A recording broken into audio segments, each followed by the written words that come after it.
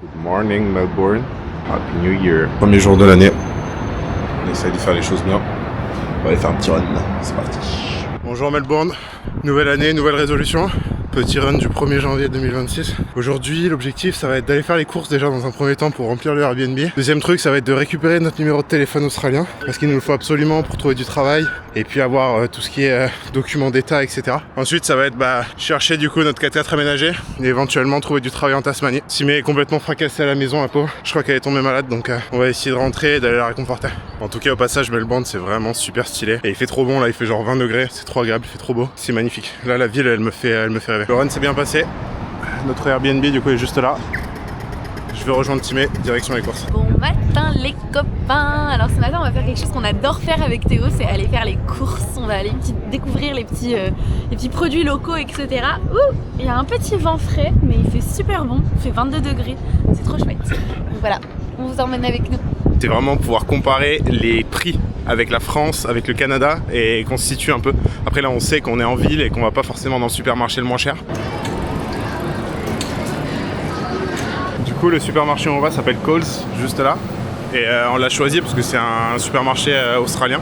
Du coup on va pouvoir justement comparer les prix un petit peu et savoir du coup qu'est-ce qu'il y a de bon à manger ici quoi. Ce qu'on veut savoir c'est est-ce qu'il y a du pain. À quoi ressemble le pain? Ok. Oh, la baguette. Ouais. Non. Là où on remarque qu'on est vraiment en Australie et pas au Canada ou en France, c'est qu'on peut acheter du coconut et du fruit du dragon et de la papaye. C'est des fruits un peu plus exotiques quoi. Ouais. Là par exemple un concombre c'est genre 1,20$, 1,20$, ce qui doit faire genre 70 centimes, un truc comme ça. Franchement les légumes sont pas si chers pour l'instant, j'ai l'impression. My bad. Par contre les poivrons ils sont peut-être un peu chers. Mais même les fruits et tout, franchement. Bon, maintenant c'est au tour de la viande, honnêtement ça a pas l'air non plus si cher que ça. À titre de comparaison, genre là 1 kg de poitrine de poulet c'est 11$ et 11$ ça fait à peu près 6€. Donc 6€ le kilo, ouais non c'est pas déconnant. Donc là on reste une semaine à Melbourne normalement, si on arrive à checker toute notre petite liste et on a déjà le panier qui est bien rempli puisqu'on est des gros gourmands.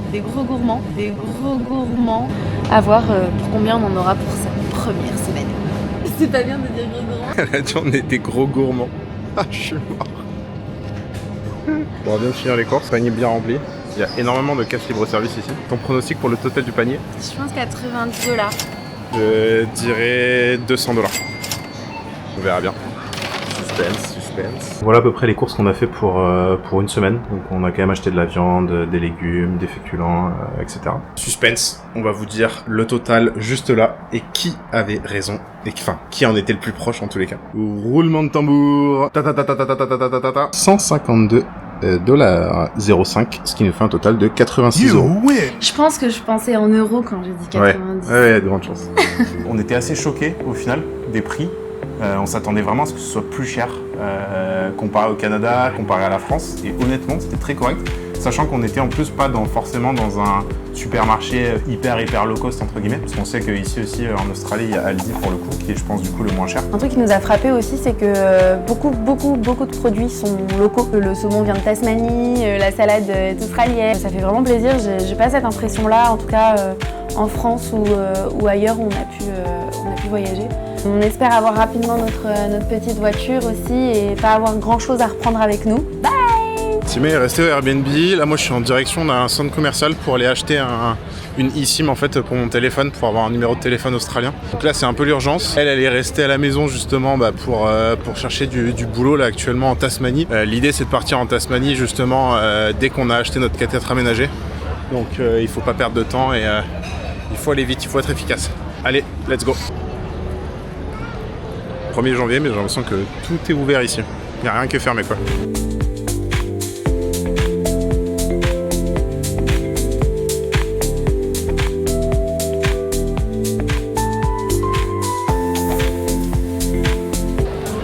C'est bon, on vient d'arriver devant chez l'opérateur.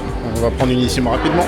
Il y a quelque chose de marrant ici que je savais pas, mais que la plupart des gens en PVT ici en Australie doivent savoir. Mais ici, Burger King, je crois que ça s'appelle pas Burger King, ça s'appelle Hungry Jack's. Bon. Je viens d'acheter un petit cadeau à Timé. Ici, on peut acheter des genres de maquis, genre pas coupés. Flinders Street Station. C'est la station du coup de train ou de métro, je sais pas trop, plutôt de train du coup. Hein. je pense, de Melbourne, qui est genre grave connu parce que c'est un peu un emblème de la ville au niveau de l'architecture. Aujourd'hui, on part à la découverte de Melbourne. On va aller se balader un petit peu, faire quelques plans de la ville. Et c'est bien agréable, sous 27 degrés, on se régale. Pour ma part, post-maladie, ça fait du bien. Il fait un temps de fou malade.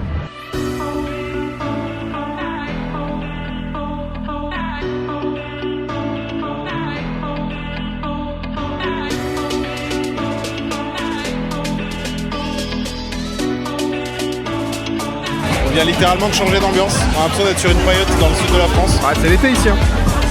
C'est vraiment sympa.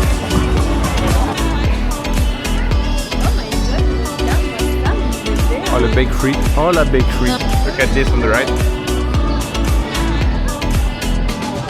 Petite décoration de Noël. Vive le vent, vive le vent. Bon, on était en Chine juste avant, mais on va quand même aller découvrir Chinatown. Allez, on retourne en Chine. Bienvenue à Xiamen. On était mis en Chine. Bon, le quartier il est tout petit, du coup, bah, on repart. Je suis super heureuse parce que là, on vient de faire un petit tour à Uniqlo et je me suis acheté 2 petits pantalons pour 34 €. 34 €. En fait, tous les prix qu'on a en France en euros, ils étaient ici, mais en dollars australiens, mais du coup de moitié prix quoi. On tombe chez New Balance et là, on se rend compte de quoi? Une anomalie en fait. Les mocassins New Balance. What the fuck? Hi mate, so here you can see the food court, a library. Very nice place. Pour nos amis français, s'il te plaît. C'est la librairie. C'est la librairie de Melbourne. C'est très joli.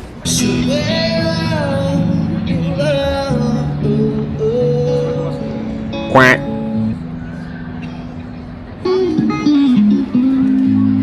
C'est gênant de faire ça. Gros. Incrusté son clébard.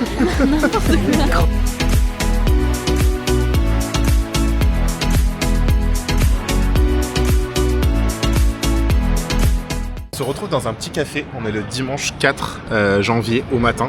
On s'est fait une petite mission, on a décidé de prendre nos ordinateurs et se poser dans un café pour continuer à chercher du travail, un véhicule, etc. Et là on vient d'avoir une petite frayeur, on vient de se rendre compte qu'en fait que les ferries pour aller en Tasmanie, certainement sur le mois de janvier, sont tous complets avec un véhicule. Mauvaise nouvelle, on va essayer de trouver une alternative, voir comment faire. Là ça semble un petit peu compromis, donc on va réfléchir aux alternatives, aux autres possibilités. Voilà, première problématique rencontrée dans cette aventure. Ça commence bien.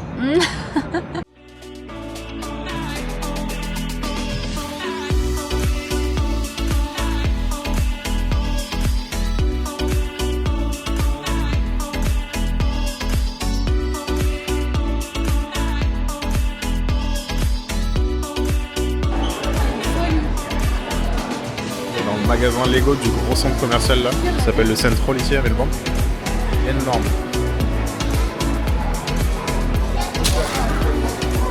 C'est trop beau, je suis trop fort. Regardez le petit bonhomme.